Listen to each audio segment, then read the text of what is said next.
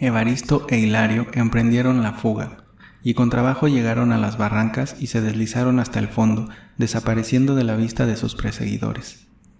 Los rancheros envainaron sus espadas y echando ternos volvieron a tomar la calzada con su mula cargada de dinero.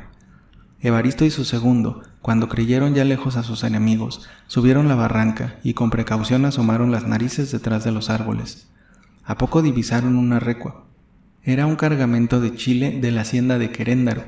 Tuvieron la idea de apartarse un par de mulas de lazo y reata y hacerse de una buena provisión de chile ancho para todo el año, pero los arrieros eran muchos y venían provenidos con sus gruesos garrotes en la mano. Les tuvieron miedo y los dejaron escapar. En el resto del día nada se presentó de notable ni de fácil. Ya al anochecer pasaron descuidados dos vecinos de Ayotla que tenían negocios en Puebla y creyeron que caminando de noche tendrían más seguridad. Les marcaron el alto con una voz ronca y con su desvergüenza del canto. Los viajeros, en vez de detenerse, echaron a correr, y Evaristo y su segundo consideraron prudente el no perseguirlos ni hacerles fuego. Mala fue, en resumen, la jornada, y se retiraron al cobertizo del carbón furiosos y jurando que al día siguiente no pasarían las cosas de la misma manera. En efecto, temprano ya estaban apostados entre palos grandes y agua del Venerable. Pasaron al trote y cantando unas 6 u 8 indias, las detuvieron, les quitaron de sus fajas unas cuantas cuartillas y medios lisos, que en total no llegó a 5 pesos, les dieron unos cuantos cuartazos, amenazándolas con que las matarían si decían algo en los pueblos. Antes de las 11 se divisó por la calzada un pistillón a todo galope, seguido de Rafael Veraza, que conducía la correspondencia de la legación de S.M. Británica. Al juramento con que Evaristo, enmascarado y montado en su arrogante alazán, marcó el alto, se paró el postillón y Rafael Veraza detuvo el galope de su caballo, pero siguió andando hasta encararse con el ladrón, que le puso una pistola al pecho. «Ríndase o le quemo esa carota de hereje que tiene, y no se me venga encima porque disparo». Rafael Veraza se detuvo y con la mayor sangre fría le dijo: «Ya veo que tú eres nuevo por estos rumbos y no me conoces, porque en el monte me conocen hasta los conejos. No hay necesidad de la pistola, guárdala, que yo no tengo más armas que las que tú ves. Un chicote en cada mano para azotar a los caballos y que no pierdan su galope. Las pistoleras están llenas de cosas de comer y algo de beber. Beberemos un trago y hablaremos». Y diciendo esto se apeó con mucha calma, y el postillón, que no se había tampoco asustado con la aparición del bandido, se acercó a tomar la rienda. De una de las grandes pistoleras que colgaban a la cabeza de la silla, sacó don Rafael un vasito de plata que llenó de coñac y lo presentó a Evaristo, que lo tomó maquinalmente, pues era el más sorprendido de esa escena. Hilario, a poca distancia oculto entre los árboles, observaba. «Bebe». Evaristo, medio azorado todavía, obedeció. Llevó el vaso a los labios, bebió 2 tragos con cierta delicadeza, como si fuese el convidado decente de alguna mesa, y lo devolvió a don Rafael, el cual a su vez echó un trago y el resto se lo dio al postillón. «Soy el correo inglés. Cada mes hago el viaje de México a Veracruz en 32 horas, conduciendo la correspondencia de S.M. Británica, la reina de Inglaterra». Al escuchar este nombre, sin darse cuenta por qué, Evaristo se quitó el sombrero, y a ese tiempo cayó su barba postiza y su máscara. «No tengas cuidado», le dijo don Rafael volviéndole la espalda, «ni te he visto ni te quiero conocer.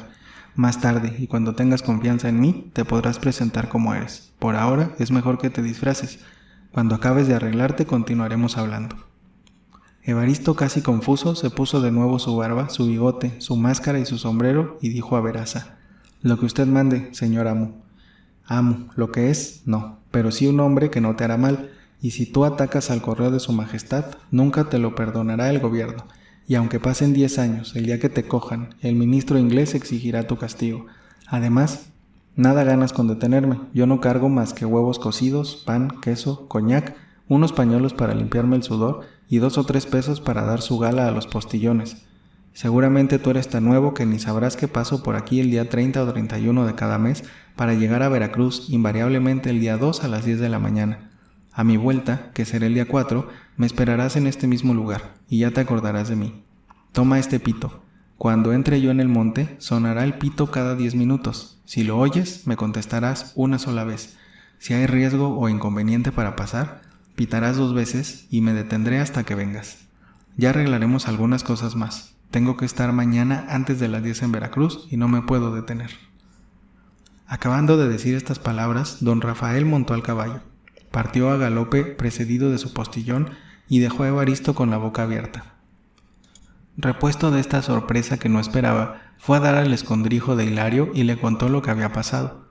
Ambos convinieron en que era preciso no solo respetar, sino prestar todo género de auxilios al correo de la reina de Inglaterra, al que nada podían robar y del que tenían mucho que temer si les hacían daño. El día 4, a cosa de mediodía, Veraza pasaba ya por el agua del Venerable y Evaristo contestó a la señal convenida. Don Rafael hizo algunos regalos a Evaristo, convino con él en ciertos pormenores para no ser molestado en sus sucesivos viajes y continuó su camino para México sin que contase ese encuentro con alma viviente. El que esto escribe supo estas cosas y otras más por causas de acontecimientos extraordinarios que se referirán en las memorias que probablemente figurarán en el segundo tomo de esta novela. Las diligencias de Puebla y Veracruz pasaban sin accidente, tanto que se habían suprimido 2 soldados que la Comandancia Militar de México mandaba colocar en el techo, armados de una carabina de chispa, de modo que una vez disparado un tiro era necesario recurrir a todos los movimientos prescritos para la carga a 11 voces. Evaristo pensó seriamente en atacar la diligencia, tuvo serias conferencias con Hilario y resolvieron hacer ensayos como si se tratara de una comedia, porque no querían comenzar por un drama. Eso sería para más adelante o cuando ocurriese un lance que no pudiesen evitar. El asalto lo deberían hacer con el menor riesgo de sus personas. Trataban, y con razón, de economizar su propia sangre, como hacen los generales más famosos, que siempre se colocan lo más lejos que pueden del centro de la batalla. No se mataría ni maltrataría a ningún pasajero, no se les robaría prendas de ropa que pudiesen ser fácilmente reconocidas. Los relojes de plata de poco valor se dejarían en los bolsillos de los pasajeros y del dinero que se juntase, registrándolos hasta en los zapatos, se les dejarían unos cuantos pesos para que almorzasen o comieran en Puebla. De esa manera, lejos de atraer sobre sí la cólera de la justicia, serían unos ladrones verdaderamente populares y estimados de su conducta en alto grado por los jueces y magistrados y por los mismos viajeros. A los cocheros de las diligencias debían respetárseles y procurar transigir con ellos, pues si los maltrataban o mataban, no había quien quisiese hacer el viaje, y la línea de diligencias tendría que suspenderse, o el gobierno pondría tal número de fuerzas para custodiar el camino que hiciese imposible toda tentativa. En los ataques al coche deberían aparecer ante la vista de los pasajeros rendidos y acobardados una cuadrilla numerosa, bien que no contasen más que 5 o 6 indios de la cuadrilla, pues los otros tenían necesidad de aparecer cortando y quemando árboles y haciendo sacas de carbón. Los indios que se destinasen para el asalto deberían cubrirse la cara con una máscara negra y vestir una cotona de cuero amarillo oscuro. Sus armas serían un grueso garrote y los 2 fusiles viejos, cargados con una munición gorda. El caso de derrota, de retirada o de persecución estaba previsto.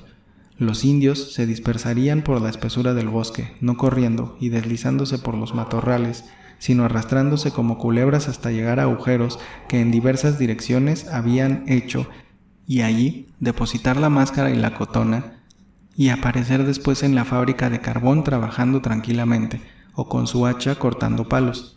Los sombreros, cuando figuraban de ladrones, eran negros, anchos y con una toquilla galón falso de plata. Los sombreros de carboneros y leñadores eran de petate, cortos de ala y viejos.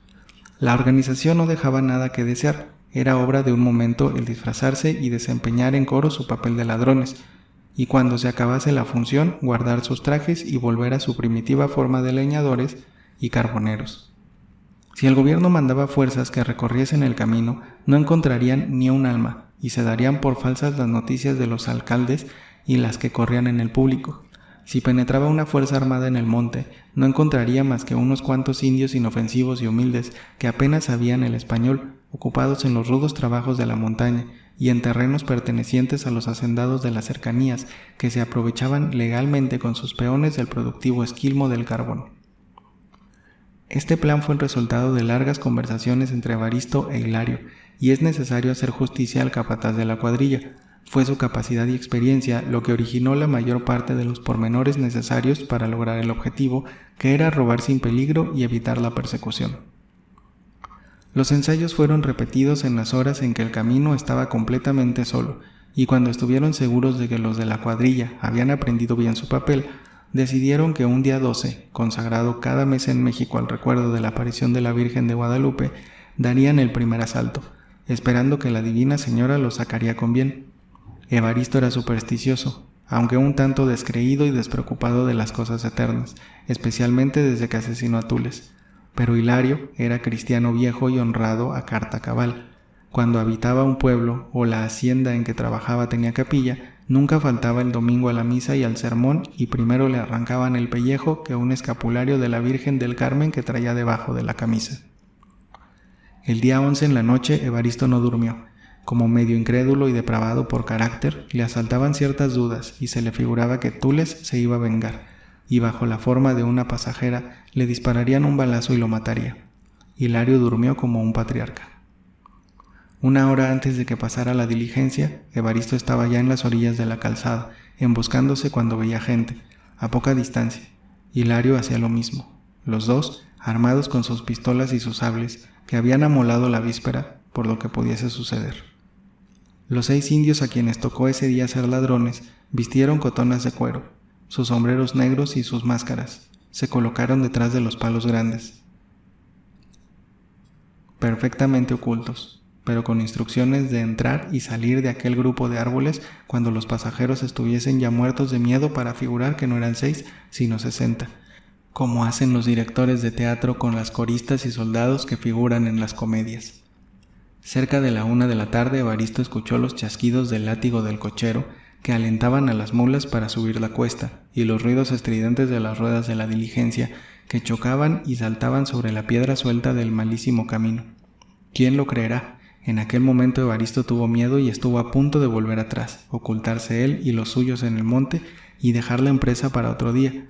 Pero había tomado antes de montar unos buenos tragos de catalán, y el licor le dio ánimo para sobreponerse y hacer frente a todo lo que pudiera ocurrir, y de un salto del alzán se puso en medio de la calzada con pistola en mano a esperar el coche. 48. Primer asalto a la diligencia. Tocó ese día a Mateo hacer el viaje a Veracruz. Casimiro Collado, se debe acordar de él, don Anselmo Zurutuza, lo había tenido a su servicio como criado, lo había educado para cochero y era el más diestro entre todos los excelentes cocheros que tenía la casa de diligencias, establecimiento que fue de una inmensa utilidad en México y que por diversas y difíciles líneas que recorrían sus coches, por su orden, por la exactitud de sus viajes a pesar de los muchos obstáculos de los caminos y por lo bien arreglado de su administración, podía compararse al servicio de las diligencias de Inglaterra y las messageries de París. Antes de que inventasen y construyesen los caminos de hierro, Mateo fue también el favorito de don Manuel Gargollo y de Casimiro Collado, cuando quedó al frente de este grandioso establecimiento. Era Mateo de esa raza mestiza inteligente, audaz y valentona, que representa hoy quizá una tercera parte de los habitantes de la que fue Nueva España, y que tantos servicios presta en la guerra, en las minas y en la cultura de los campos. Chaparro, medio zambo, de nariz abultada, de ojos negros, pequeños y maliciosos, lampiño, de anchas espaldas, de brazos y piernas musculosos, con unas manos chicas pero con los dedos gordos como si fuesen de plátano guineo. Manejaba con destreza 2 tiros de mulas y su mano era tan dura y firme que las mulas sobradas y bravas que se uncían a los coches reconocían desde luego la superioridad del que las conducía. Al grito de Mateo y al chasquido del látigo salían brincando, y con una furia de demonios que parecía que iban a hacer trizas al coche, cuando iban mujeres dentro, se santiguaban y se encomendaban a Dios, pero a poco de andar, Mateo con sus gritos y latigazos las obligaba a que caminasen a un trote parejo y regular, que daba gusto. Educado en la sociedad de los cocheros yanquis, que con don Manuel Escandón fundaron la Casa de Diligencias de México, Mateo hablaba inglés al estilo burdo, amanerado y casi ininteligible de la gente del campo de los estados del sur. Fingía haber olvidado el español y de intento o por hábito decía 1000 disparates. Bebía grandes jarras de cerveza con Slucon y Juan el Diablo y comía su roast beef casi crudo, pocas tortillas y pulque jamás. No era Mateo de esos cocheros a quienes podía asustar Evaristo ni 20 ladrones más. Estaba habituado hacía muchos años a las aventuras y peripecias del camino y más de una vez había recibido descargas de balazos que por fortuna no le habían tocado. Así es que luego que oyó el grito de «alto» y observó a Evaristo en el camino de la calzada hecho un Santiago, haciendo girar y pararse de manos el alazán, y apuntando con su pistola en todas direcciones, en vez de azorarse, echó una carcajada. Fue templando el trote de las mulas hasta que puso el pie en el garrote y paró el coche. Si no lo hace tan a tiempo, arrolla a Evaristo y a su alazán. «No vaya a disparar la pistola, amigo, y a espantar el ganado», le dijo Mateo con calma. «La gente que viene dentro es de señores muy decentes. Yo los traigo, y basta. Se conoce, amigo mío, que usted es nuevo por aquí, porque con haberme chiflado bastaba. Los que estaban hace 2 años por aquí jamás tocaban a los cocheros de la casa, y el amo Anselmo nos daba nuestra gala porque le llevábamos bien el coche hasta Veracruz. Ya hablaremos. Dese prisa y con tiento, pues si llego con 1 hora de retraso, tengo multa». Todo esto era nuevo para Evaristo. La confianza con que le habló el correo de S.M. Británica y la llaneza con que lo trataba el cochero de la diligencia lo sorprendieron. Casi estaba tentado a pedirles perdón en vez de robarlos, pero estas ideas pasaban rápidas y tenía que recurrir a su mal carácter para desempeñar su papel de bandido. «Bueno, amigo», contestó Evaristo al discurso de Mateo, «no hay que echar a correr, porque entonces disparo y disparará mi gente que está emboscada». «¿Por quién me toma?», le dijo Mateo. «Entonces, ¿para qué sirve la palabra de los hombres? Despáchese y váyase contento con la gente que yo traigo, porque entonces no volverán a hacer el viaje en mi coche». Evaristo, que tenía prisa de concluir, dio los chiflidos convenidos y por el costado izquierdo de la calzada apareció Hilario, haciendo que su caballo hiciera corvetas y santiaguitos. Del escondite de palos grandes fueron saliendo los indios enmascarados, que rodearon el coche blandiendo sus bastones, y los 2 armados de los viejos fusiles de chispa apuntaron al carruaje. Evaristo se acercó a la portezuela derecha y apuntando dijo: «Al que se mueva o grite, le vuelo la tapa de los sesos». Hilario hizo lo mismo por la portezuela izquierda y repitió palabra por palabra la misma orden. Los enmascarados se colocaron frente a las mulas para impedir la fuga del carruaje, pues no estaban enterados del arreglo tácito hecho entre su capitán y el cochero. Los 9 asientos de la diligencia estaban ocupados. En el pescante venía el sota, y en el techo un criado. Entre los pasajeros se hallaban don Manuel Escandón, don José Bernardo Couto y don Joaquín Pesado. Los demás eran 2 señoras ancianas que regresaban a Puebla con sus 2 criadas y 2 personas desconocidas de aspecto decente, quizá comerciantes del interior, que bajaban a Veracruz a hacer sus compras de invierno. Don Manuel Escandón, que había también sido amo de Mateo, con el cual hablaba siempre en inglés, escogió precisamente para hacer el viaje el día que le tocaba conducir el coche.